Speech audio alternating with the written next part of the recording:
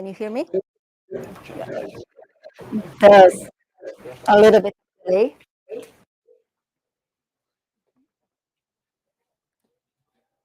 Okay.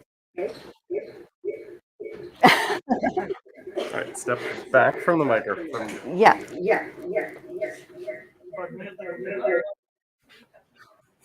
Come over.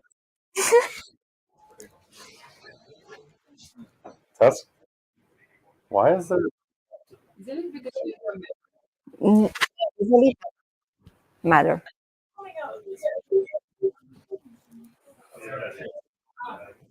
I don't know what's going on. To ask. Yes. Usually before.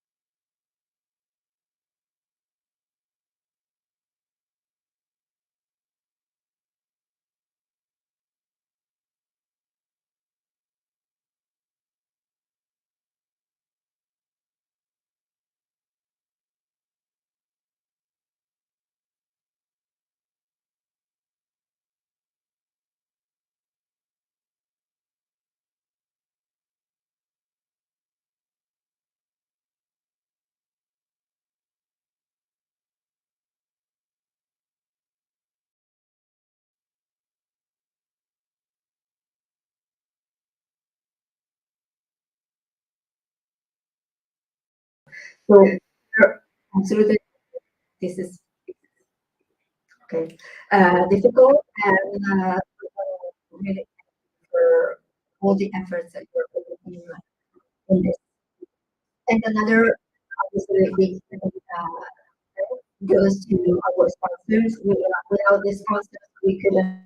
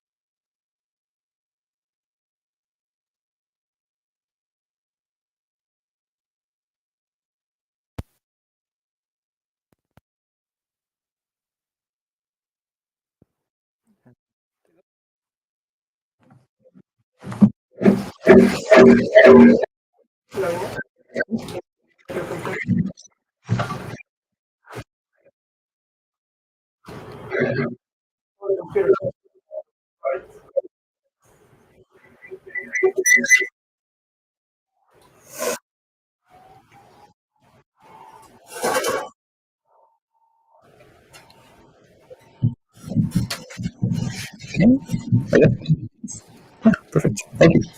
Good evening, everyone. Happy to see that people found their way in here to the House Nerd and to get take a break from the sun and get find the science at 3.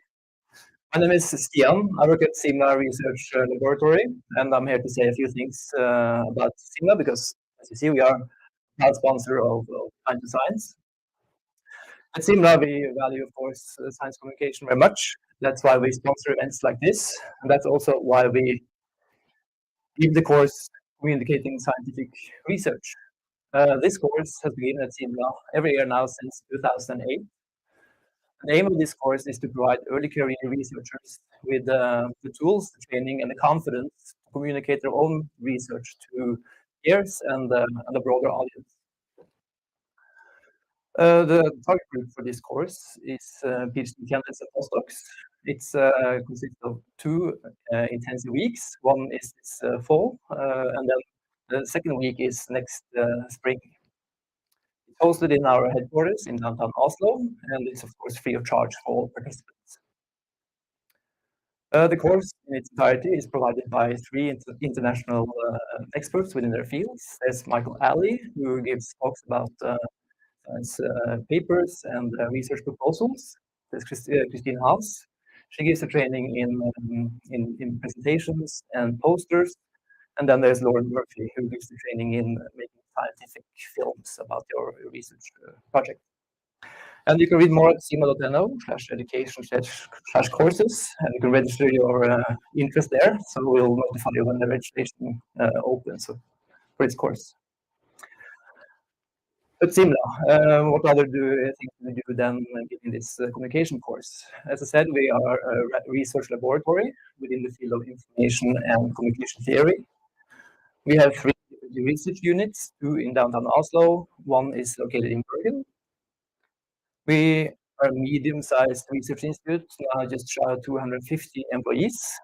And in addition to doing research and giving the communication course, we also do educational activities like hosting master projects, hiring PhDs, and postdocs. When it comes to our research, we focus on these 5 research areas. And within scientific computing, we combine math and physics to make models of, let's see, yeah, so make models of the organs like the brain and the heart, and simulate how a heart attack, for instance, affects the heart. Within software engineering, um, our researchers focusing on developing secure and robust software systems that are used in critical systems like self-driving cars. In communication systems, researchers work on tools that increase the stability of communication systems, making sure that you and I can get online wherever we go. And when it comes to machine learning, we focus on tools that can be used in human health, solving human health problems, like developing algorithms that can further be used in developing cancer screening tools. The last area, cryptography, is done by researchers in Bergen. Then they focus on increasing security of online sensitive information, for instance, information that's involved in e-voting. Yeah. So that's Simula really at a glance. I don't want to take up any more time talking about this, so I want to give the word to those who actually paid to come here to see today. You see the 3 speakers on top. On the bottom here, you see the 3 speakers for tomorrow. And if you check out the full program, you also see the speakers for Wednesday here at House of Nerds. So I just want to say thank you for your attention, and a great festival, and enjoy your pint of science.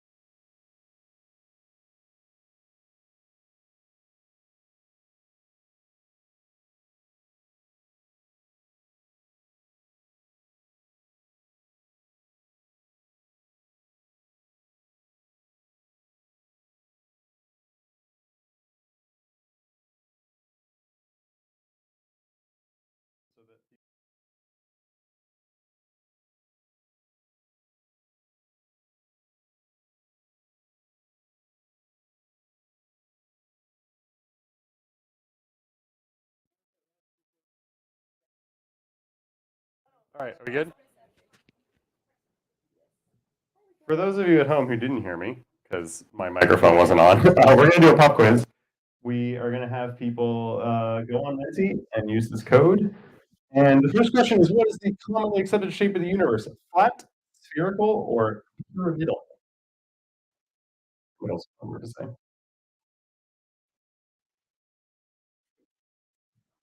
The correct answer is flat, actually. I don't actually know how that works. I've heard this before. Our wonderful speakers are going to explain it. But yeah, the universe is actually flat, for whatever that means. But that's okay. You got 8 more chances to figure this quiz. All right, and yeah, you get more points if you answer more quickly. So jump on that. Right now we got Agent X9.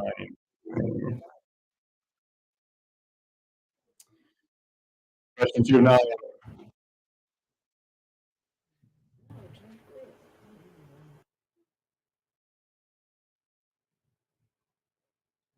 Who led the design of the first particle accelerator at CERN, the proton synchrotron, in 1952 to 55?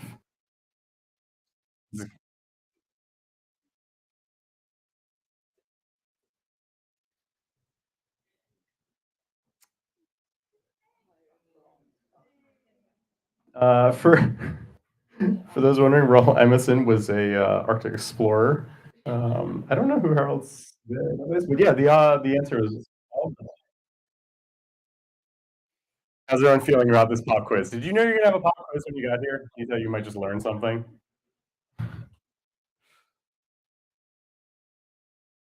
Oh, vroom. Okay, so things have changed a bit. All right, Vroom and Agent X9. Let's see what's next.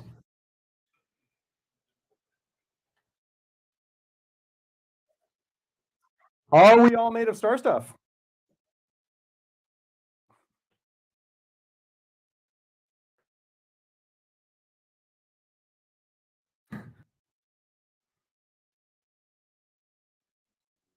Yep, we are made of star stuff. We're gonna hear about that. I think we're gonna hear about gold in the stars. Fun. All right, how have things changed? Oh, we got some new names popping up in here. Hey, Vroom, living up to that name. All right, question 4.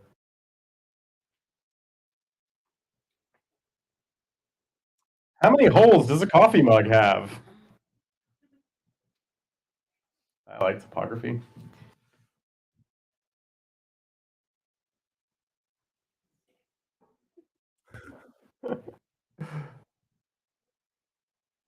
Yes, the answer is 1. Coffee cups, famously the same exact thing as a donut.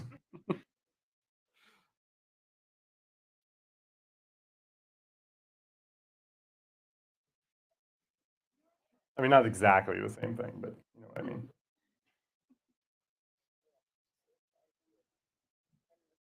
Nice.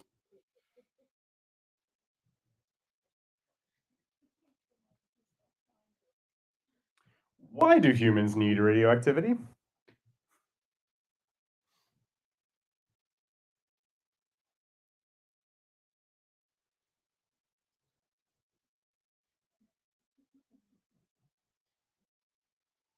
I don't actually know the answer to this one.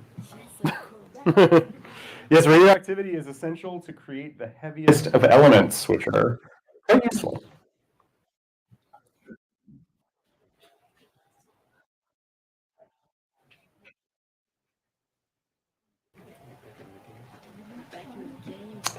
All right, things are mixing up. Broom is still in lead. We got some new names in the top 5. Okay, question 6. What was the first elementary particle to be discovered? I don't think it was that one.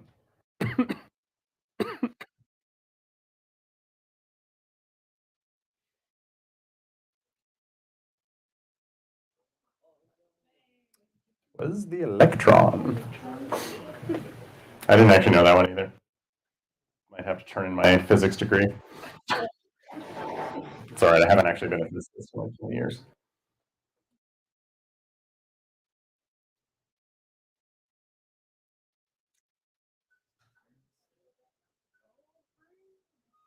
Vroom has been dethroned.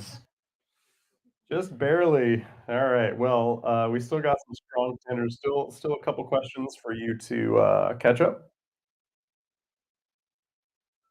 Question 7. How many holes greater than 60 micrometers does the human body typically have?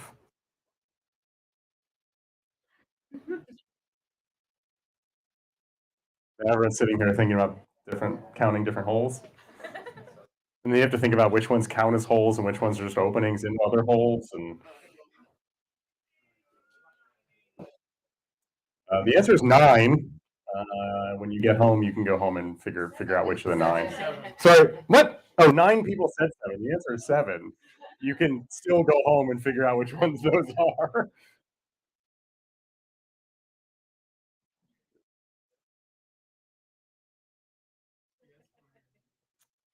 Oh no, Ted. All right, Varun is back in the lead. It's okay. You still have a couple questions, but the race is tightening actually. Okay, penultimate question. How's uranium made? Are we allowed to tell people this? This feels like a thing we shouldn't tell people.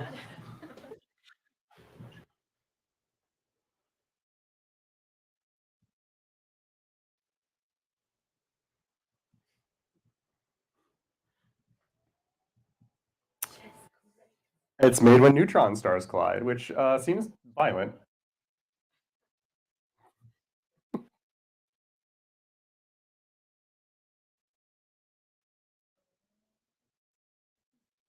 Oh, how are things changing here?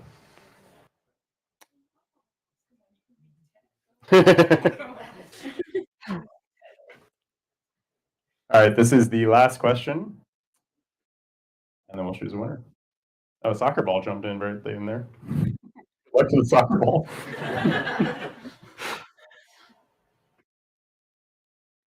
When was the Higgs boson discovered?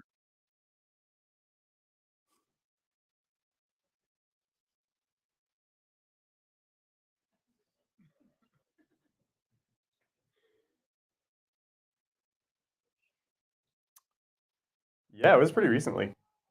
Although I remember it being more recent than that. But yeah, these are new discoveries. Pretty cool. All right, I hope that, let's see, who's in the lead? Ooh, it's getting close. Vroom did it, Vroom did it. Congratulations, Vroom in the room. Vroom! We have a prize. Do we just first place prize? Yes. Vroom! Congratulations to Vroom. Now, for those of us who didn't win and for Vroom, we now have some information so you'll get to know those and many more answers. And I'm going to stop talking. And I'm going to start talking. Does this work? You sure this works? Will I just use this one? Use that Yeah. one.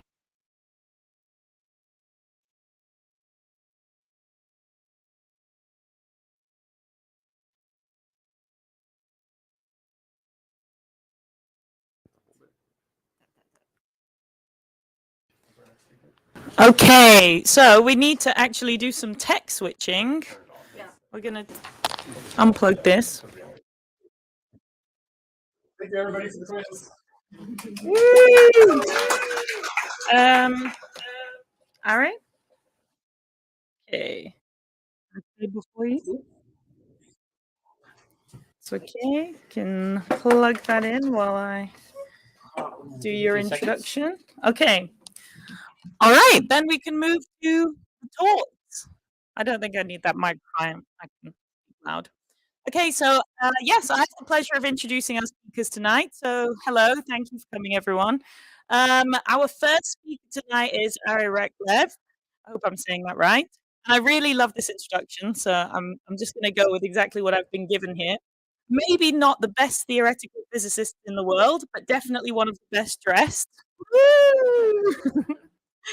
Fueled by coffee, he spends his days as a professor at the University of Oslo, training computers to search for new elementary particles. So I think we're almost up and running from a technological perspective. Ta-da! Okay, great. Then I'm going to hand over to you. Cool. How do I actually get heard here? Do I need to use this? Yeah, that's one. Okay. All right.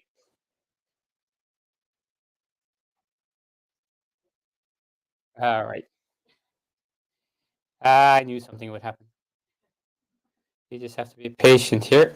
And some of the organizers need to remind me how I did this. Because I managed earlier today, but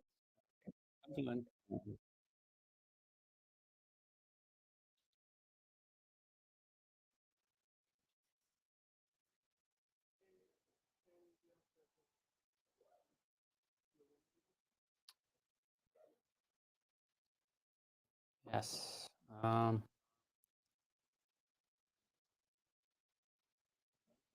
mean, this seemed so easy earlier today.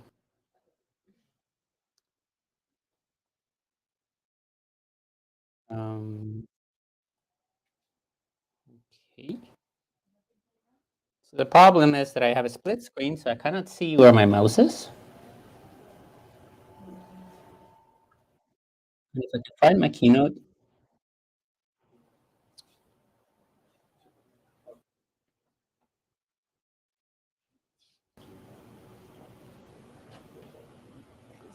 the exciting movement of my mouse to actually. Here we go. My mouse appeared on my screen. Okay. Okay. Where were we? Okay. First of all, thank you for the very nice introduction. Um, as I rose now, I just realized I did this all wrong because I don't have a pint. It's only like a half pint. It's half finished, but I will.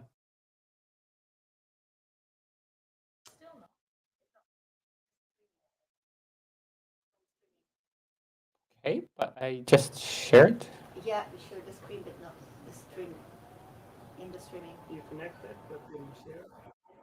If you bring up the StreamYard link again. Yeah. Okay. So how do I? Okay.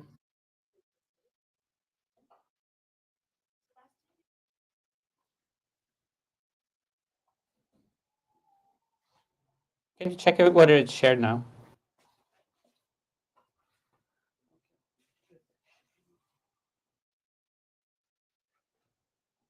You think it is? And I've lost my mouse again. Is it sharing now? No?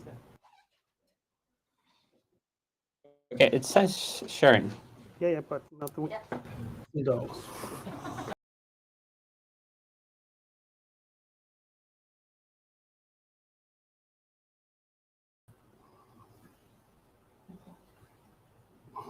You have to change the window.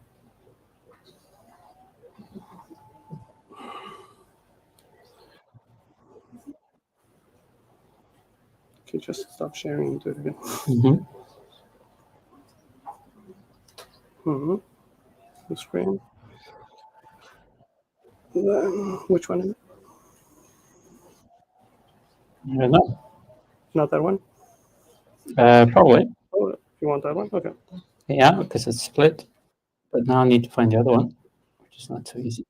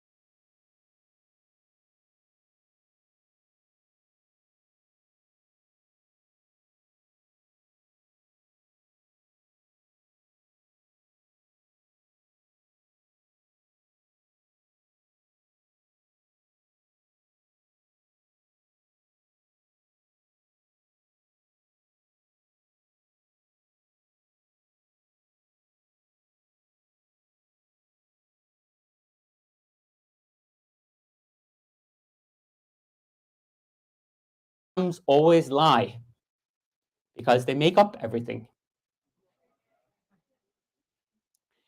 Right. But we discovered that these atoms were in fact not elementary particles.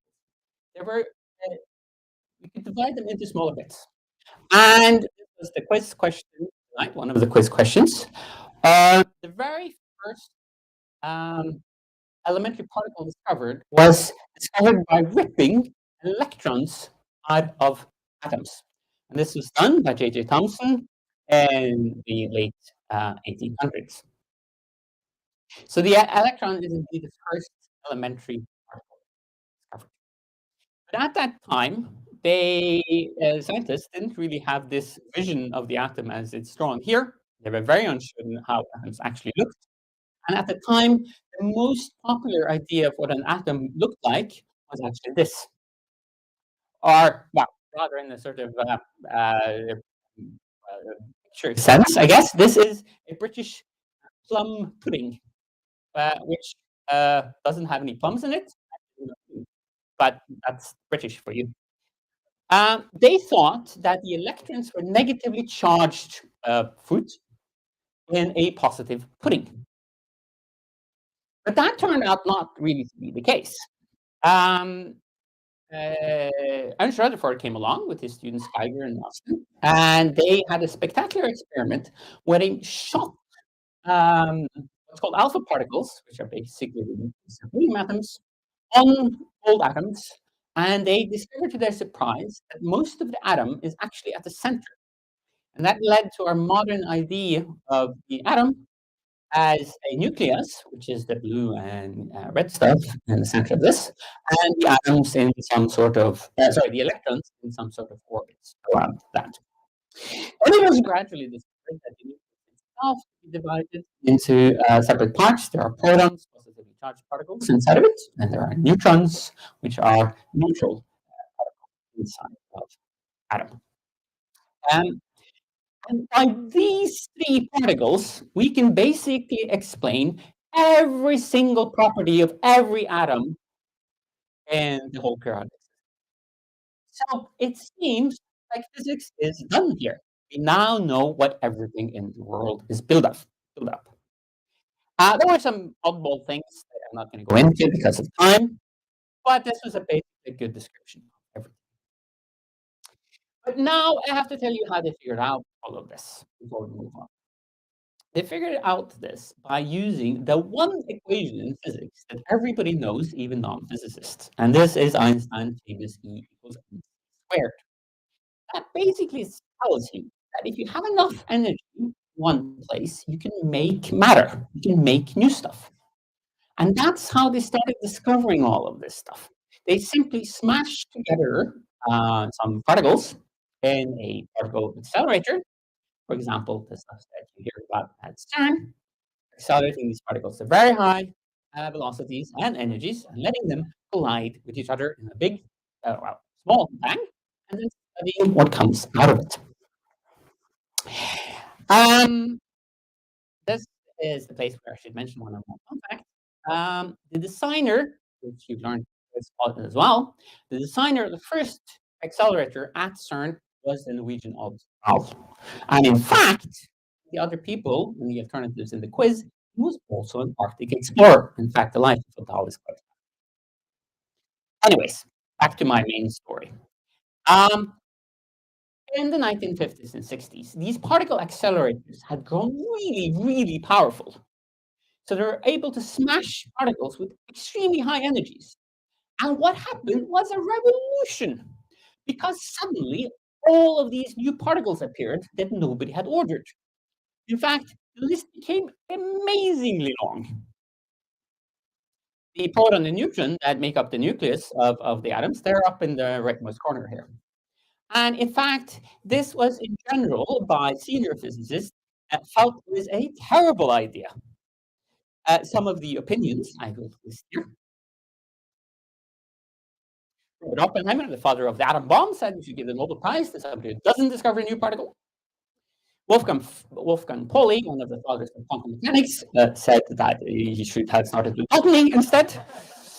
And this sort of snide comments that Bodley does not there. Enrico Fermi, the famous Italian physicist, said that if he could remember all of this stuff, it would actually be a botanist instead. William Lamb suggested that there should be a fine to anybody that keeps doing this. So there was major chaos in the world of physics until in the beginning of the 1960s. Finally, Murray Gell-Mann and Yuval Niemann, managed to figure out what was actually going on.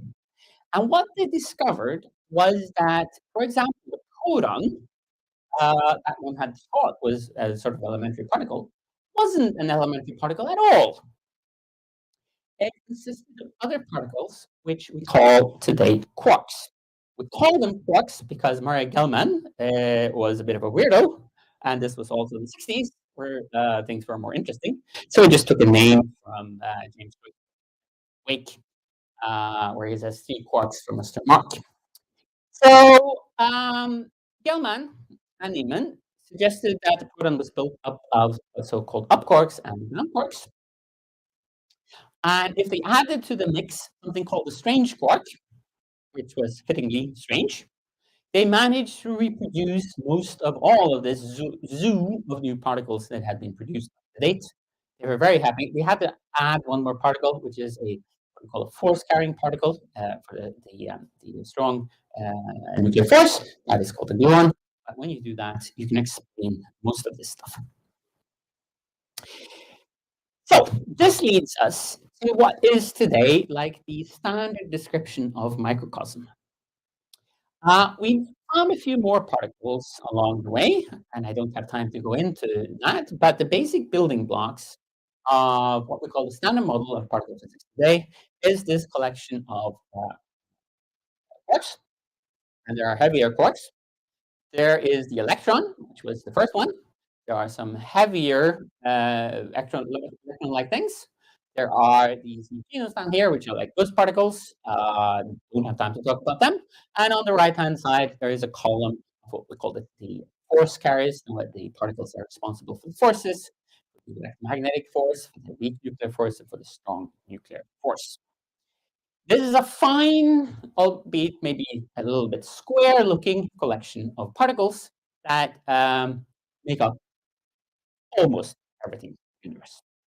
But along the way, we learned that the physics, maybe I should say the mathematics behind all of this, the standard model, is something called quantum field theory.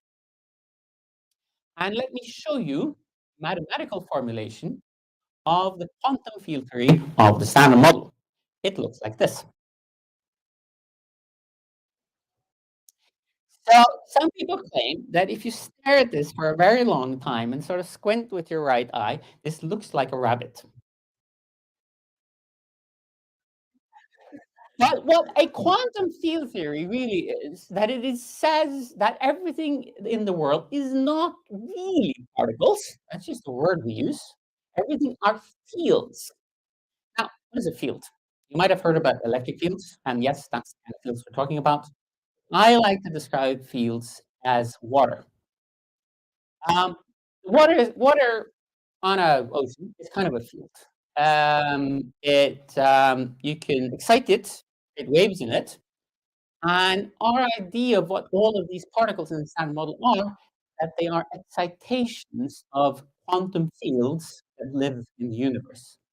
We only have those quantum fields that are listed in my table of the standard model particles. This leads to dramatic differences with Democrats' atoms. The particles have become vibrations instead of real particles. And there is only those fields, and there is no void, no vacuum anymore, because it's all filled with excitations. There was one little problem left in the standard model, and that was the thing I wrote down as the standard model, as the field theory for the standard model, that couldn't in the beginning give mass to the particles. It seemed like everything in this model was massless, and that was a bit of a headache. In the 1960s, some very clever people came along, among them a guy called Peter Higgs in Scotland. And we figure out a way of actually explaining why things are massive. And let me go back to my analogy of water. What I said was that there is a field that is everywhere in the universe. And that works a bit like water in the sense that all of the particles have to travel through it. And they feel this ocean of the Higgs field into various degrees. We've all tried to walk in water, right? Walking in water is pretty slow because of the water is there.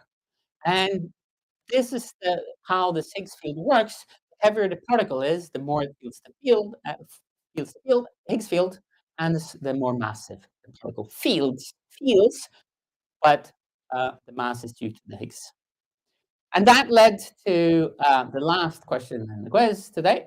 The Higgs boson, the particle of this quantum field, was discovered in love.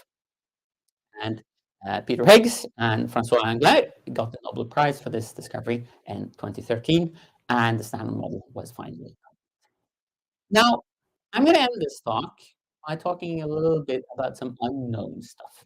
The dark universe. While we had all of these successes with the Standard Model and finally finding the Higgs boson in 2012, we had a little accident in physics in the late 1990s. And the accident was that we lost 95% of the universe. It's not the weirdest thing physicists have done. We still haven't found it. What we discovered by looking at the universe at very large scales is that the atoms and all of these particles in the Standard Model that we know now about, they only make up about 5% of the universe.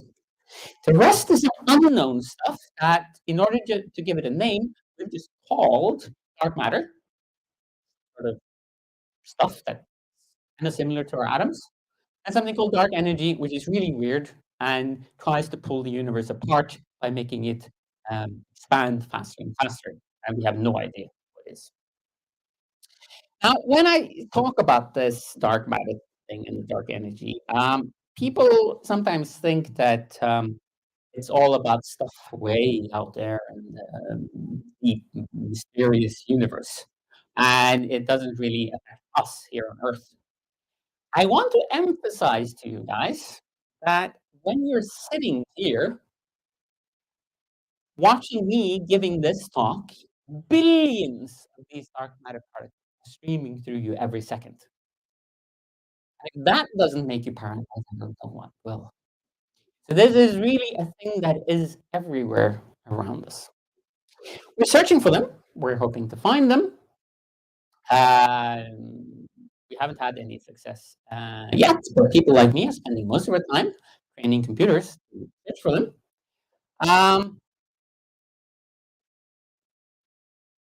Take a layer, matter, dark energy. We don't know what it is, but we know a lot about what it isn't because we've searched for a lot of different things that we figured out it isn't. It's not the squirrels, and it's probably not the lost single socks.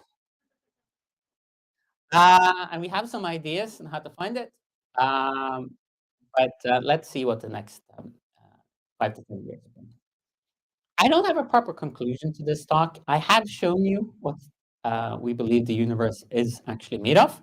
So in order to make your own universe, you just need to go and get some dark matter and dark energy and maybe throw in some atoms, and then you have a universe like ours. But I wanted to emphasize a couple of things. One thing is that our view of what exists, what are sort of the objects of existence, has changed a lot over the last 100 years. From atoms to vibrations in quantum fields. There is no such thing as an empty space. Everything is at least filled by the Higgs field, no matter what you do, which is a surprising discovery. And we're still missing some of the most important ingredients in our universe. And until we learn more about what they are, we're going to call these dark matter energy. And that is the end of my little talk.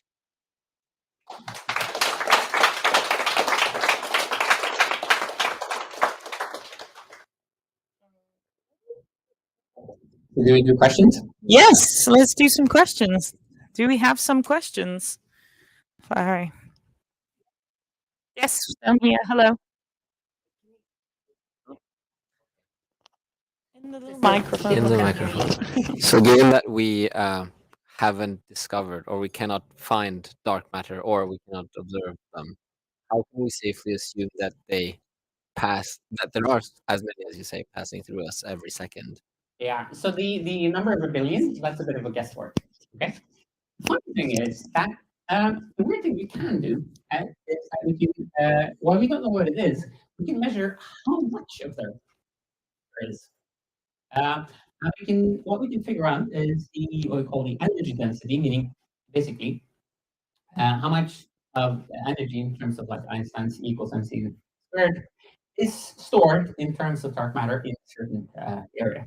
And the reason we can do that is because we can see how the dark matter affects everything else in the galaxy, or on bigger scales. For example, we see that galaxies, the stars of galaxies, rotate differently because of the existence of dark matter in them, and we can use that to infer how much dark matter there is. There are also other ways of doing that. So you know how much of the stuff is, and then there's the thing that, well, you don't know how many there are, right? Because the thing is, if I double the mass of the thing, I only need half as many of them, right? So this number of a billion, that's just me basically bluffing. So it could be one, or it could be a billion, for all I know. Okay. Plenty of questions still to answer then. Do you have any more questions? Questions from our audience? Go ahead. Yeah, sorry, I keep forgetting. Do you think like this question will be easily solved like in the future when maybe like the power of the computers and all these things will improve or Yeah. If you had asked me 10 years ago, I would have said in 10 years we will find dark matter. And I would have been wrong. Because we thought we had a very good idea of what dark matter was, but it doesn't seem to be that. Because we searched the places where we think we should have found it when we haven't seen it. Now it's a bit of an open thing. We're not so sure anymore where we're going to go with this. Increased computer power has certainly helped, but it's basically limited by the sort of experiments that human beings can do right now. And we're doing many. We're doing experiments at CERN collecting particles, as I showed you, but we're also doing space-based experiments where we have satellites looking for the results of dark matter particles colliding out there in the universe, and also some very strange experiments deep down in mines on Earth, sitting around waiting to get hit by a dark matter particle. It should happen once in a very long while. So we're trying to build better experiments, but there are no guarantees right now that we'll actually find that. And if you'd ask me about dark energy, we basically have no idea whatsoever.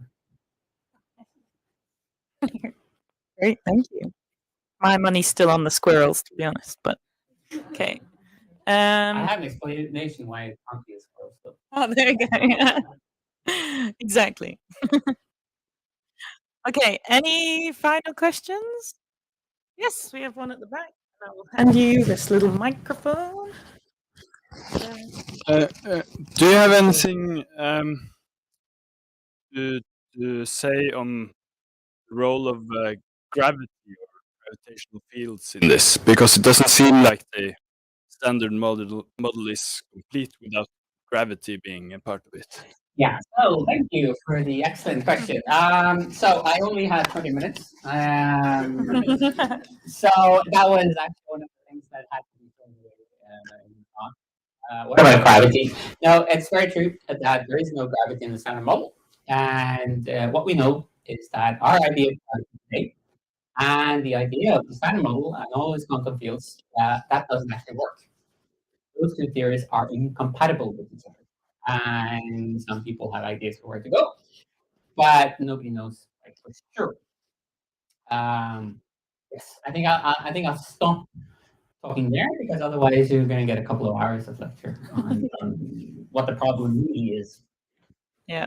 Great. Thank you. Yeah, definitely could go down a whole rabbit hole on this, but I think we'll get more from our next two speakers. So I think we'll break now. Yes. So feel free to refill your drinks. How long are we breaking for?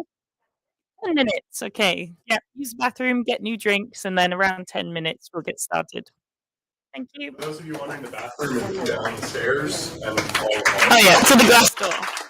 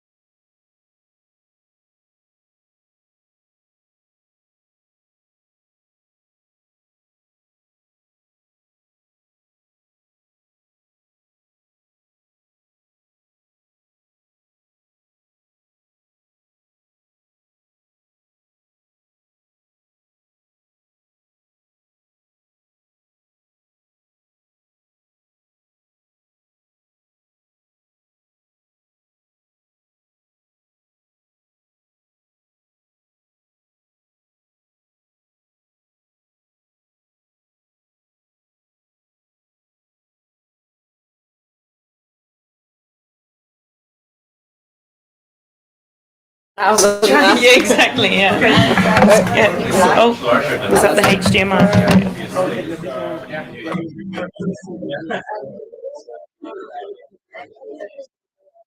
Oh, we lost it. No, it's just everything's back. Yeah, exactly. Every cable looks the same. Oh, here. You got it. Okay. Yeah, okay.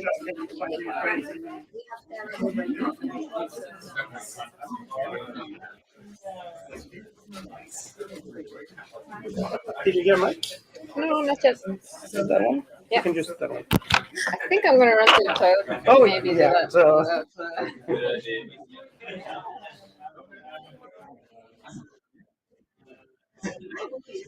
So what I can do in the meantime is to email the speakers for tomorrow.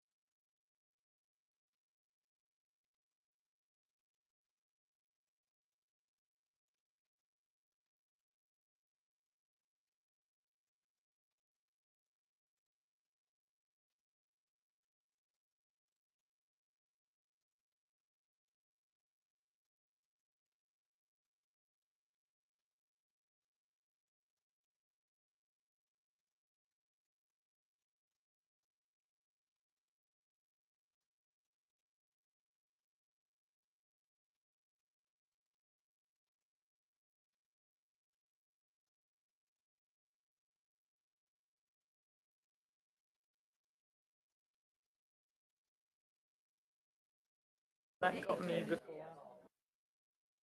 That's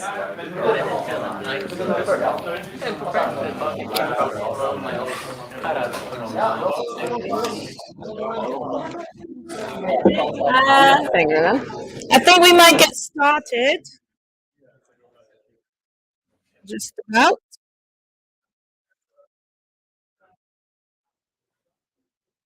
I think so. Okay, so following on from our nice first presentation on the building blocks of the universe, I'm now introducing our next speaker, Ina Kuhlmann. Ina just finished her PhD in nuclear astrophysics in Brussels. Before that, she took a master degree at the University of Oslo, nuclear physics as well. And she just started an IT job in Oslo now, but loves science outreach. And I will then hand over to Ina for the next presentation. Thank you.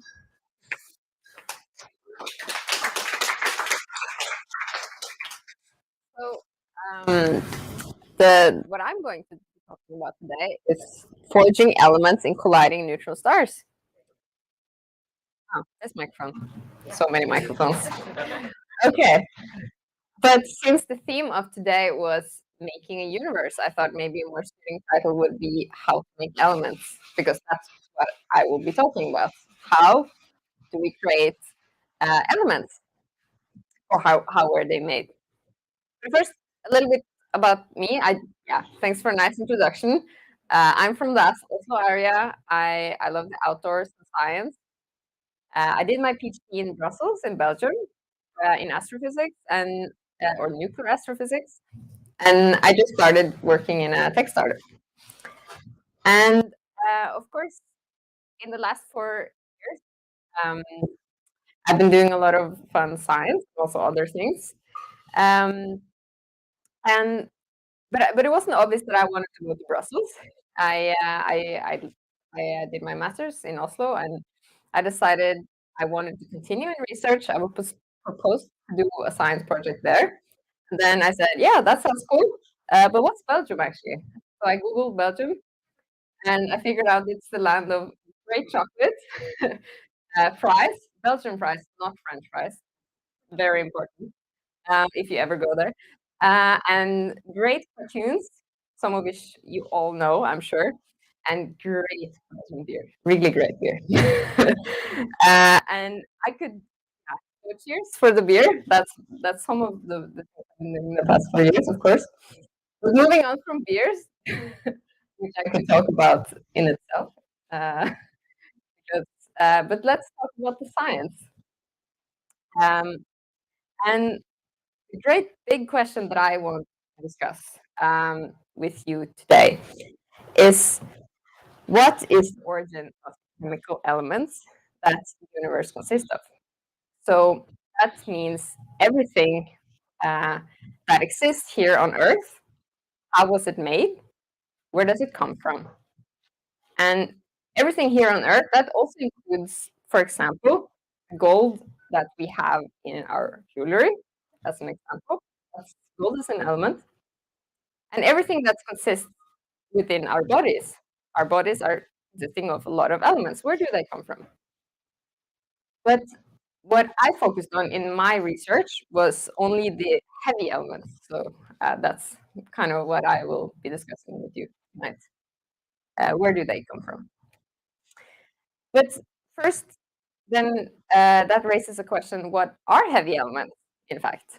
And to explain this, I'm going to give you a very short mini course in nuclear physics. But Ara also gave you a very nice introduction to what the atom is. So I don't have to explain that much to you. So this is the model that also Ara showed you, where we have the atom with the nucleus in the center and electrons swirling around. But in my field of science, we actually don't care about the electrons, so we can get rid of those and just focus on the nucleus. That's what's interesting in my field of science. And as explained before, the nucleus consists of neutrons and protons, which I've colored here differently. The heavy elements have more protons. So kind of that's the basic, yeah. But sometimes these heavy elements are radioactive, or the nuclei are radioactive. But and this means that they will spontaneously send out particles or energy in a very energetic event. And this is very important for what I will talk about today. So here we are looking at the periodic table in slightly different colors than what you're used to, maybe. So the periodic table is just a way to organize all the elements that we know exist according to proton number. So starting from the lightest at the top and then heavier and heavier, more and more protons. And for example, we have, this is my definition of heavy elements, everything that's yellow in this chart for the periodic table. So we have gold here in my previous example. We have different elements that we have trace amounts of within our bodies, cesium, iridium, and also lead, but not too much because it's poisonous. And many of you have heard about uranium and thorium, which exist naturally here on Earth. And where does it come from? Yeah, gold, it has 79 protons, just as an example. So here I reveal to you what the coloring in this figure is. It's kind of the origin of where were these elements created. And I'm going to focus about neutron stars, which can be responsible for all of the yellow colored elements. You can see that the very light ones were created in the Big Bang, and there are also some other stellar processes, but I'm not going to talk about those. Only, what are neutron stars? That's kind of a basic question to understand. So I would say that neutron stars are dead stars. Normally, a star will, like our sun, it has a lot of fuel, it burns, and sometimes the stars, they will die very quietly, just slowly getting colder and colder and colder, or they can die with a massive explosion, and you might have heard about supernova. And supernova, they will just tear the star apart, a lot of material comes out, and in the core, you will have a neutron star left after the supernova. So imagine that two such stars explode and create two neutron stars, kind of close to each other. And the neutron star consists of almost only neutrons. It's an extremely dense star, and it's the most compact object that we know exists in the universe. And if such two stars are created very close or fairly close to each other in astronomical scale, they can slowly start to spiral around each other, getting closer and closer over time. And after a while, they can really, really start to get closer. You see here in the illustration, they lose energy due to gravitational waves, making them come closer and closer and closer. And after a few million or billion years, they can merge. And this is a massive explosion where a lot of material is just sent out from the system, which is, you can see here, and a lot of light is happening. And it's just, yeah, very, very energetic.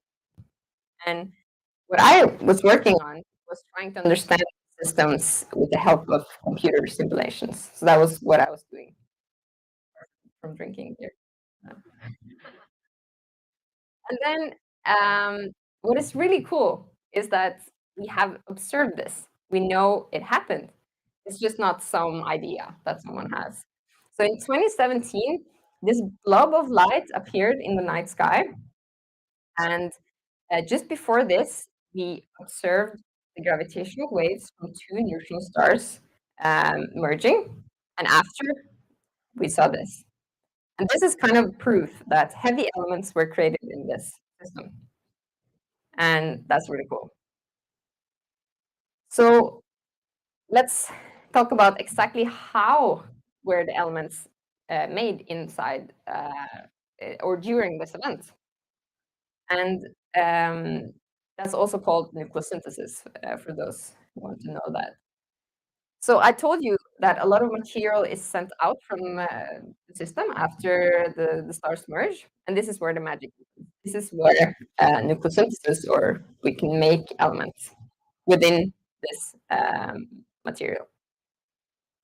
So if you think about very specifically how do we make elements, the very most simple idea you can think about is if we just take two nuclei and we just fuse them together, it will make something heavier, right?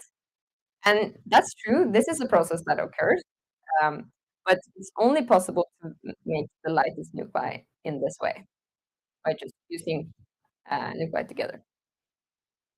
To make the heaviest elements, we need something called neutron capture, and it's when we have a nucleus and we bombard it with free neutrons, and after a while, a neutron will be captured by this this nucleus. And to illustrate this, I've made the chart like this. We call it the nuclear chart. We have the number of neutrons on the x-axis and the number of protons on the y-axis. So each box here is a different nuclei. And if I start in the bottom left corner, and this nuclei captures a neutron, it will move one to the right. Another neutron, it moves again horizontally. So it's not really a heavier nuclei because the number of protons is the same. But what can happen is that, I explained before, a lot of these heavy nuclei are radioactive. And if we have the process where an electron is sent out, we convert a neutron into a proton, and voila, we have a heavier nuclei. And this is called the process of beta decay. And this is kind of essential. This is essential to make the heavier elements. Because if we repeat this process multiple times, we can zigzag our way up in this chart from the lighter to the heavier nuclei. So that's how we do it. That's how we synthesize heavy elements. And it's a series of neutron captures and radioactive beta decay. So in order to understand this better, we have these huge simulations where we follow or track the neutron stars when they merge. We kind of have the time evolution of density and the temperature and other properties of the system before the stars merge and after. And everything you see here is happening in under a second. So it's like super fast. And a lot of material is sent out. And I kind of have these small boxes in the simulation where I track what is going on in there. I have many of them, not just these that I've shown you here. And I kind of try to estimate which elements are made, are heavy nuclei made at all, or kind of I'm trying to figure out what's going on. And yeah, so I do the nucleosynthesis in there. So this is one of my simulations where we have this is again the same chart that I showed you before, the number of neutrons on the x-axis and the number of protons on the y-axis. So each box is a nucleus, and the color is just how much of it we have. So the simulation starts from the lighter nuclei, and woof, all of a sudden we have made a lot of heavy elements. Everything happens most of it happens in less than a second. And I talked about this radioactivity before. It's a very energetic event. We have loads of radioactive elements at the same time during this simulation or in the event, in this material which is sent out from the system after the neutron stars merge.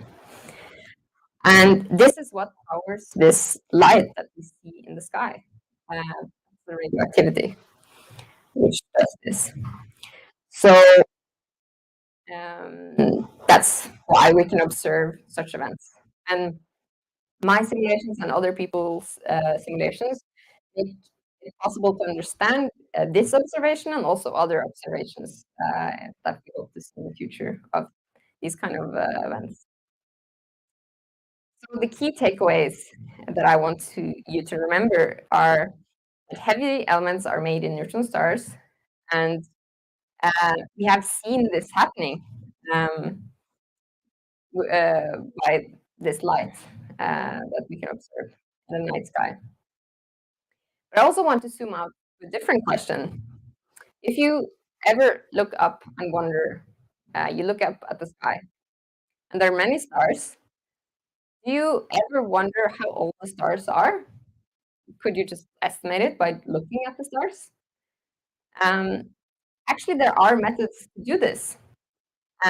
So we look up, we choose a particular star, and we really, really look carefully at the light. Of course, now we do it with a telescope and a computer, but imagine you're looking yourself. And we really look carefully at the light. We can estimate how many heavy elements does this star or the surrounding atmosphere around the star have. Is it enriched in heavy elements or not? Some stars not at all, some are. But how old is it? So the thing is that I can estimate the initial enrichment of the star. When it was born, either the star was born from material that was enriched by heavy elements from neutron star merger events, or it was created first, and then later a cloud of material came and enriched it. So this is kind of what I can estimate with my simulations. And so that's kind of the first step of this method to figure out how old the star is. And then the next step is to observe the star. How much heavy elements does it have right now when we look at it? And since some of these elements, like uranium, for instance, and thorium, are radioactive, the amount of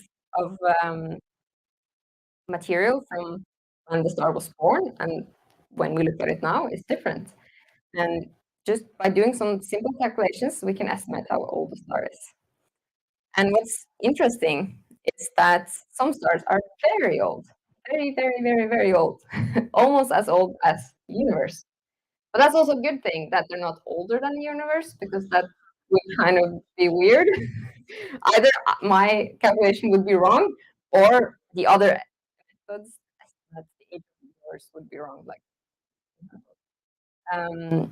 So they're in the ballpark. My method is it has large uncertainties, but it's okay. It's not my method, I didn't invent it, but I did the calculations.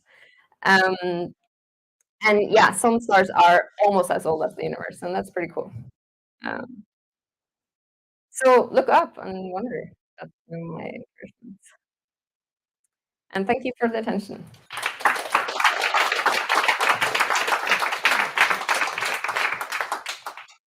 Okay, thank you, Ina. Do we have questions? I'll stand here. Yes, and you need the microphone. Sorry. Around with this microphone. Hello. You said that neutrons is one of the most dense things that we know. What do you mean about that? Could you elaborate a little bit more? Yeah, they're just extremely compact. Sorry. So a lot of you have heard about black holes. It's kind of like an extremely small thing with an enormous mass. But then it's kind of like a black hole, and we don't know much about what's going on in there. Neutron stars are just at the limit of becoming a black hole. So they're barely supported to exist as a thing with particles that we know. And they are a certain size. If they were slightly smaller with the same amount of mass, they would be a black hole.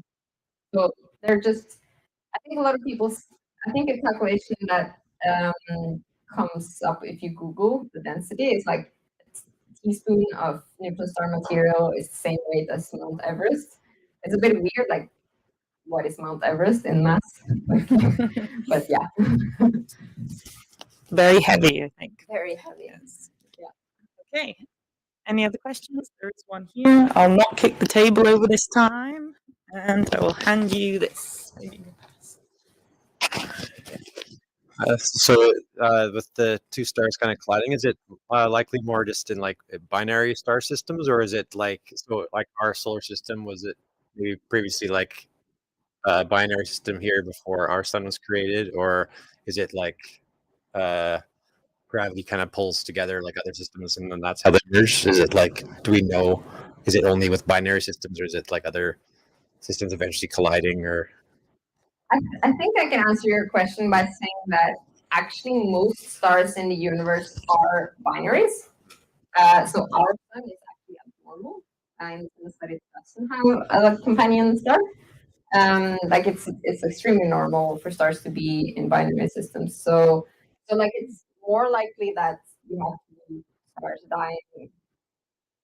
But yeah, it's still kind of guesswork to know how many of these events happen.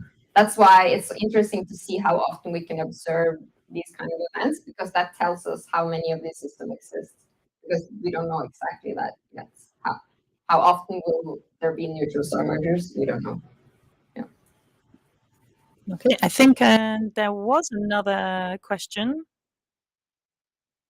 Maybe it was the same question. I thought I saw a hand go up before. Oh, there's a hand there anyway. Let's take the question. Was it just good luck for the 2017 observation of the neutrons star dying? I mean, was that just luck in having it pointed in the right place at the right time, coincidentally, or was it somehow predicted to be in that spot? I would say like yes and no. Like it's lucky that it happened so close. Like it was an event happening fairly close to us, so it was visible, and then for our telescopes to see. But of course, we had prepared, so it's not like luck in the sense like, ooh, we already had this gear and we could look. No, they built like this huge facilities to first detect the gravitational waves. So that's like a huge effort in itself. But the fact that they coordinated the detection of the gravitational waves with not just one telescope, but just like a whole array of telescopes in around the globe to just say, look here, and they did, and they saw it. That's cool, but also, so yeah, both. Yeah. Great, thank you. Final burning question? No, then we are doing pretty well for time. So then I'll thank Ina. Thank you very much.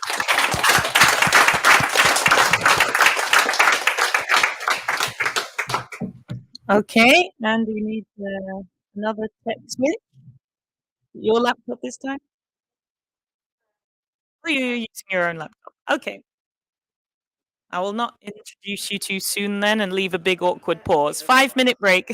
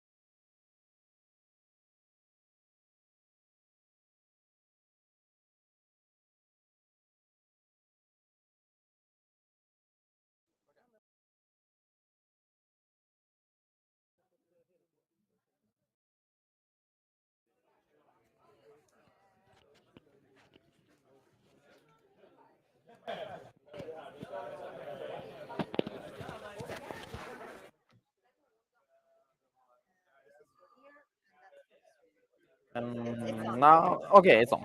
Good. Yep. Okay, I'm ready. Yeah. Is it okay?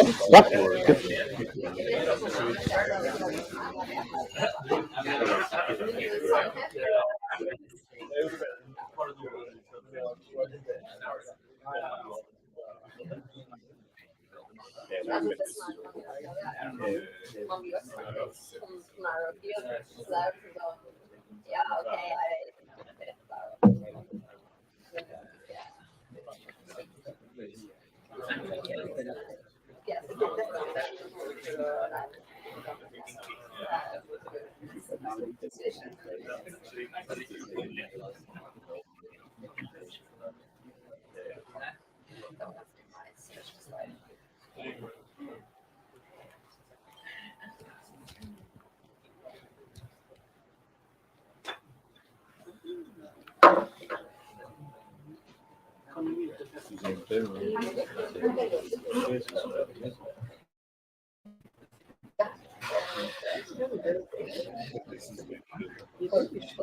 Unmute. Mute. Unmute.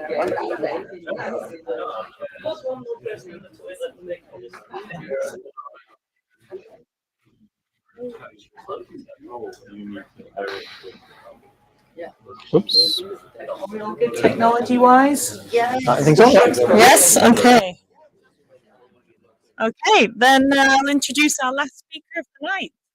Yes. So our last speaker, Nikolai Opdan, is a doctoral research fellow at the University of Oslo. He's an eager mathematician and philosopher. So, Nikolai, hand over to you. Thank you very much.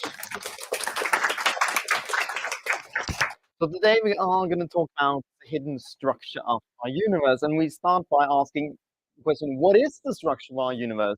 I hope you all have gotten the beer because this is one of the most fundamental question we can ask, and it's a very philosophical one. I'm going to try to stick to the science behind it. But as coming from a mathematician, I'm sort of having maybe a different perspective than most. So what I do in confronting a question like this is we go to the most trusted source, Wikipedia, which is that the universe appears to be a smooth space-time continuum consisting of 3 spatial dimensions and 1 time dimension. And on average, space is observed to be very nearly flat, with a curvature close to 0. And uh, this is very imprecise. Don't use this as your space-time model if you do physics. But for us, it's very good because it contains sort of what we need to look for when we are going to design a universe. We're going to build a universe. So the universe is comprised of sort of various information, most of which it's space-time. And the universe is modeled as a space-time. And the space-time consists of 3 things. It has something to do with the smoothness, and it has something to do with space. So there's 3 spatial dimensions and 1 time. By space, I mean more than just space. I mean more than just. It's more of the structure. We will come back to it, and something observed with flat and curvature. So we make this the first. I think it's the first equation of the day. Mathematicians love equations, and it's really space-time consists of these 3 things. It's a topology, which is the space part. Smoothness and the curvature. So choosing a space-time, which we were used as a model for the universe, consists of choosing a topology, smoothness structure on your topology, and then a geometry. So there's 3 choices involved. And you might hope that choosing a topology might determine smoothness and geometry, so that you don't really have to make 3 choices, because we need to justify all the choices. They need to match experiments, right? And this equation is also a famous instance of my all-time favorite equation, which is this. On the left-hand side, we get physics, and on the right-hand side, we got mathematics. And this is one of the examples of this cross-fertilization between mathematics entering physics in a very deep sense. So this was much more famous actually a much more famous example of this is going back to the 19th century when mathematicians discovered alternative geometry. So we don't no longer only have flat geometry, which we call Euclidean geometry. We also have hyperbolic and elliptic. And having these examples of spaces with curvature allowed Einstein to formulate his famous general theory of relativity that allowed spaces to curve. So this is really, yeah, it's a great example of this. But you might wonder what else has been going on in the mathematics since the 19th century. This is 200 years ago. Mathematicians have been productive. We give them a lot of money, and we hope to see what sort of other results might have come out of mathematics. And my goal of the talk today is really to introduce you to some of these counterintuitive and quite remarkable results, and which may have physical interpretation, which I have not yet fully explored. So this is the first one of today, and it's a very new mathematically result, and it's very, very counterintuitive result because it says that there's only one smooth structure on the simplest space that we use to model the universe. There's only one choice if you are not in 4 dimensions.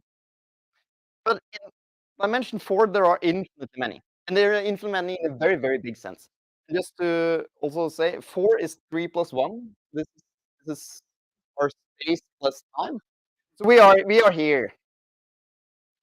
And so when we choose, this is the simplest space. This is what is used to model every other space. So we need this. This is intricately involved in choosing a space for our universe. And physicists have chosen the one canonical one. There is one which is sort of the easiest one, we should say. But then we found infinitely many others. And a very interesting question: what if we change the smooth structure to one of these others? These are called really exotic structures. They have very interesting physical interpretations, which is this: that that really a lot of the physical phenomena that we observe could be comprising of different smooth structure, like curvature in space, like stars, and so when light passing stars, we believe stars bend light. But this taking another smooth structure might account for the sort of different curvature at different points. This is sort of opening the door of there might be other structures out there which might be relevant for physics. I'm not saying this is explaining other phenomena in physics, like the artist missing matter, but it might be worth looking into for coming from a mathematical perspective. There are different choices. Now, for the space part, like this was on the smoothness. Now, for the topology part, remember we need to choose a geometry, smoothness, and a topology. And there are infinitely many choices for smoothness. We thought there were only one. And this is on the topology side, which says that choosing this is very, very intricate. So we like to think of our space as R4 or modeled on R4, which is sort of R4 because it's yeah, time plus space, 3 plus 1. And there are really in 1935 this Whitehead, which is a very famous mathematician, in trying to solve one of the greatest problems in mathematics that was solved in the last century. Not solved by him, but he tried to solve it. And trying to solving it, he came up with this space, suitably called W after Whitehead, which if you give it a time direction, you get back R4, our lovely guy, our very simple guy that we like to model universes with. But this thing itself is not R3. It's not our sort of nice space. And this thing could be used also to model universes with. It's very hard to visualize because it's three-dimensional, and we need four-dimensional to sort of suitably have it. You can think of it as infinitely many toruses sitting inside each other. This is the first three projected onto the plane, so they lap or lap a bit. But it's very, very complicated, and it might be relevant for our choice of a space. But most importantly, this result tells us that the choice of structure or sort of topology on the universe is very intricate. And people some physicists have tried to model universes as different, like toruses, and they fit quite good. The universe is probably not comprised of tori. We have no good reason to tell why. So how do we make sense of all these different? So now we have opened the door of different spaces that might model the universe, and we have no, as a mathematician, we have no clue which it might be. This is have guesses, but we need to make justified guesses. So most importantly, we need to differentiate between these two.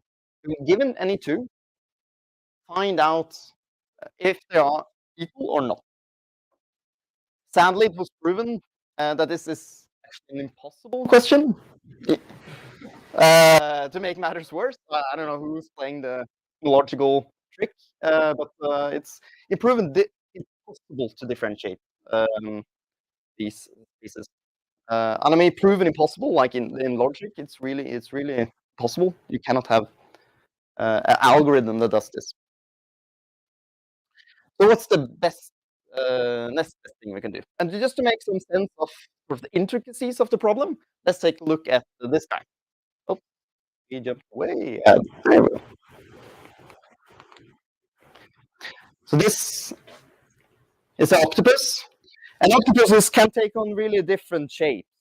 So remember, our problem here is now to determine what are the central features, the shape of the octopus.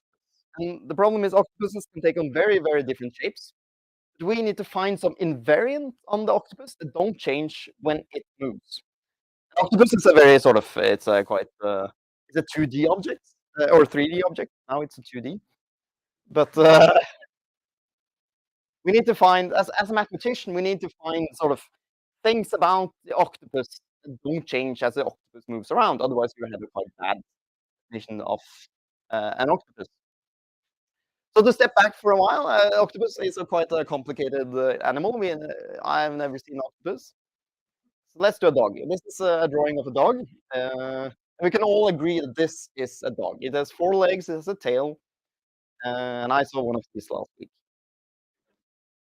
Now, might also be a dog.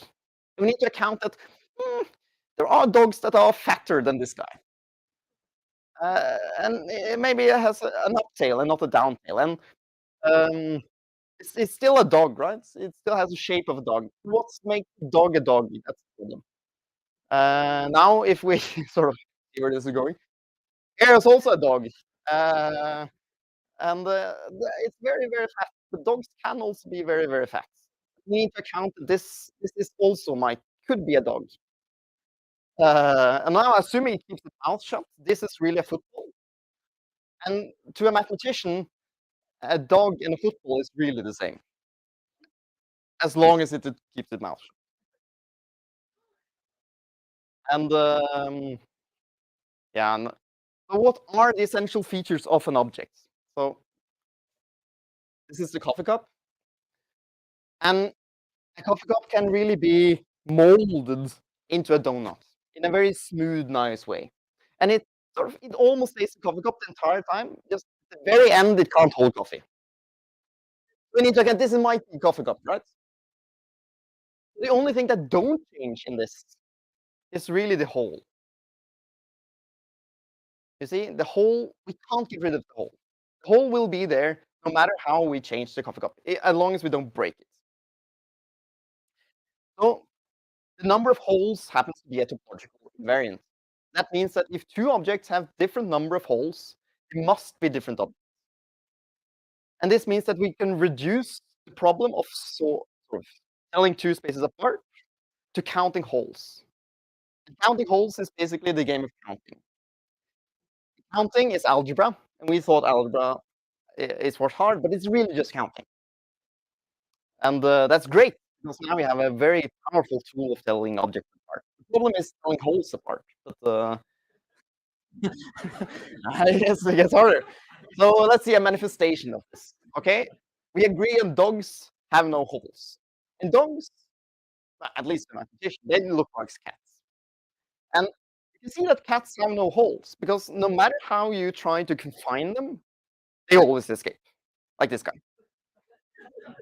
Always. If you could be very good at locking it in, but it will find a way. The only way you can confine it if you put it in a cage. This is a great way of imagining what a hole is. An object has a hole if you can really lock it with a bike lock.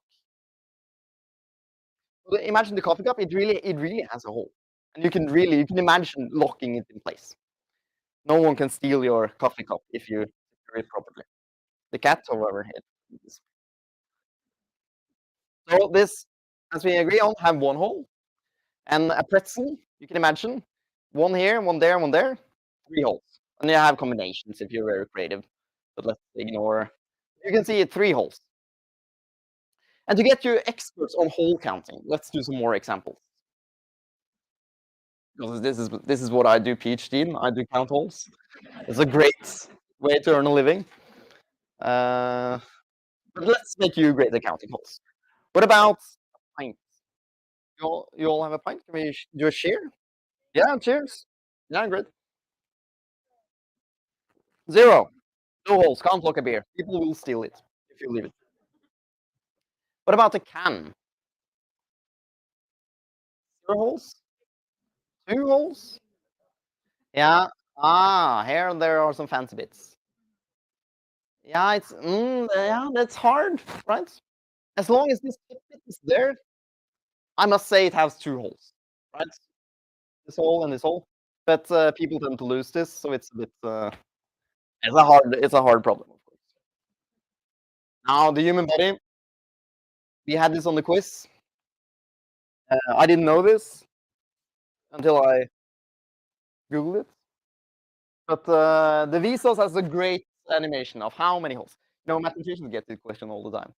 People say 1 is not 1. And here they are.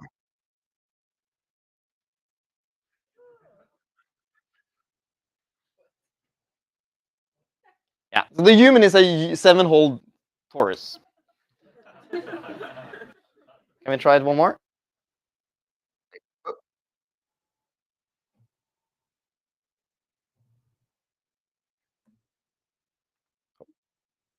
Oh. Yeah, this is hard. This is harder than counting holes. Oh. Oh, there we go. So you can see it's 1 for the digestive tract, it's 2 for the nose holes, and then we have 2 tear channels on each side. The scale of 16 micrometers. So if you allow for more micrometers, our skin is very holy. But we have to. So that leads to the question: does the universe have any holes? I mean, this leads naturally into the question of wormholes. Not necessarily black holes, but I mean, we could be. This is a very interesting problem that relates to the structure of the universe, and the fact is we don't know. We have no clue. So what do we do? Well, we look for holes and try to find better way of finding holes. And on that, I conclude that the complexity of the universe may far exceed our previous understanding and perceptions. But algebraic topology, which is hole counting, may provide new insights.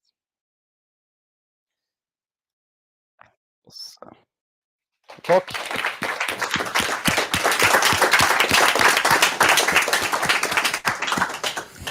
Thank you, Nikolai. I think that animation of the human is going to haunt me. Yeah, actually, but okay. Questions for Nikolai? Yes. But then if we have no idea about this whole thing, like, how do we know that the universe is somewhat flat? Well, we can measure flatness on a large scale, but it's complicated. And the first picture, the first theorem shows that there are infinitely many choices. That on a local scale, it looks perfectly fine. Everyone agrees on the local scale. Every model agrees on the local scale. But globally, What's local? local is sort of around you. If you go around and check, it will look perfectly fine all over. You cannot tell a difference. But on the global scale, it gets philosophically very fast. Because if you live on different sides of the universes and you communicate, you might disagree. But locally, you both agree. Sort of your combined viewpoint of the universe might be complicated. But around you, it's perfectly fine. So don't worry. Don't panic. Don't panic. Another question? There's one at the back. This, so we can hear you. There you go. Thank you. Might be a bit stupid, but do we not consider black holes to be holes? They are, well, they are sort of not spatial holes. But it's sort of it's a place where you can sort of know so steep there that no light can escape sort of this light path. Okay. It has to do with curvature and not with space. More smoothness than topology. Well, yeah. So it's yeah, on the sort of yeah, not that, yeah, like a cup, but sort of infinite tracts more than a cup. But if it had a wormhole, would that be a hole? That would be a spatial That would be a hole. Okay. I'm not an expert on wormholes, but Okay. I do think so. We'd consider Yeah. that a hole. Okay. Do we have any other questions? Back. Might algebraic topology, your field of research, help us gain insight into the conundrums that Ara was talking about, like quantum gravity and dark matter and stuff? Yeah, good, good question. To be honest, I think no, because like we show now, we only create more problems than solutions, and that's sort of the problem with having or inviting a mathematician. We don't know much about things. We like to think we say, but things are very, very complicated, very, very fast, especially in dimension 4. Which just happens to be the dimension. So at school, maths is solving problems, and then as a career, maths is creating problems. You unlearn yeah. every day. Okay, yeah. Sounds about right for science, actually. Yeah. Okay. Any other burning questions? If not, you can. Oh, there is a question. Go ahead. How do you define surface? A surface is a regular. It's a 2-dimension. Yeah. So yeah. So what you do is you take a sheet of paper and you allow some bending. You glue them together, so you can have many sheets of paper, and they might, if you glue them very orderly, they can form some different structure than being totally flat. Like a donut, locally, around any point, it's sort of flat. If you glue a lot of flat pieces together, you can get a donut that way, having lots of papers. And a football also, like these types of surfaces. And these are 2D surfaces, but they generalize to higher dimensions. We build space, like logical space, out of these sheets of paper, higher dimensions. So we glue these sheets of paper, which is sort of this R that play the role. R2 is the piece of paper. R3 is the space. And we glue these together to form something more complicated. I think the more you think about it, the less you you grasp That's the it. problem now. Right. Thank you very much. Then. Thank you, Nicole.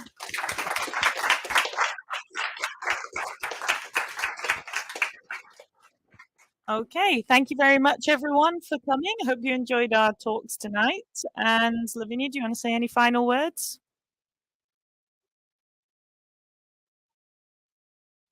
Hopefully we can see each other tomorrow evening for the second day of Pint of Science Oslo 2023, and tomorrow with energy. So the topic of tomorrow will be energy. And last but not least, the next Pint of Science Festival will be, of course, in 2024 from the 13 May 13, 15. Okay, so save the date. Remember for next year. And yeah, see you tomorrow. Bye. Thank you.